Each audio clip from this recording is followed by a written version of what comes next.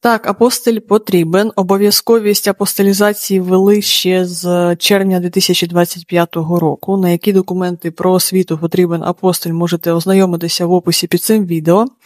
Хотіла звернути вашу увагу, що додаток до диплома, до атестата, додаток вважається як окремий документ, тому на додаток до диплома, до атестата також потрібно робити апостиль. Якщо ви зробите апостиль тільки на диплом, а на додаток апостиль не зробите, вам можуть завернути нострифікацію. Ще хотіла звернути вашу увагу, не робіть, будь ласка, судові переклади на документи про освіту, які ще не мають апостиль. Не гоніть коней, тому що це ускладнює процес нострифікації.